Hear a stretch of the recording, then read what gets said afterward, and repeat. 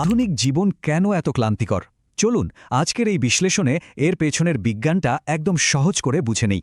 এর আসল কারণটা হল আমাদের মানবদেহ আর বর্তমান এই আধুনিক লাইফস্টাইলের মাঝে থাকা বিশাল এক ব্যবধান।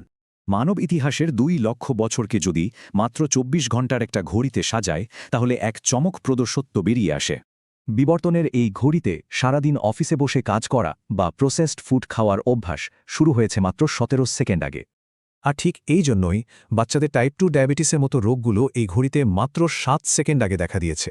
প্রাকৃতিকভাবেই আমাদের শরীর ফ্যাট আর চিনিযুক্ত খাবার খোঁজে, আর সুযোগ পেলেই কিন্তু একটু বিশ্রাম নিতে চায়।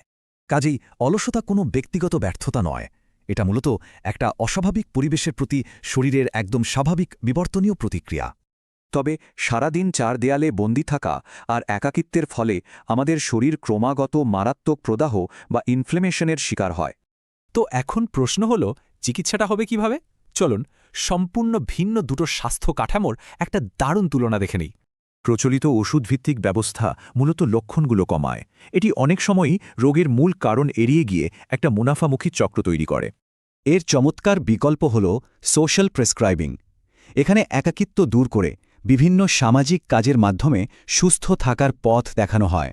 যেমন ধরুন গ্রিন জিম, এই ধরনের কর্মসূচিগুলো ওষুধের বদলে গাছ লাগানোর মতো উন্মুক্ত সামাজিক কাজ করার পরামর্শ দেয়। গবেষণায় দেখা গেছে এ ধরনের সামাজিক কাজ মানুষের মনে আশাবাদ আর নিজেকে প্রয়োজনীয় ভাবার অনুভূতি বহুগুণ বাড়িয়ে দেয়। সারাদিন বসে থাকার এই চক্র থেকে বের হওয়ার সবচেয়ে সহজ উপায় কি জানেন? অলস হয়ে বসে না থাকা।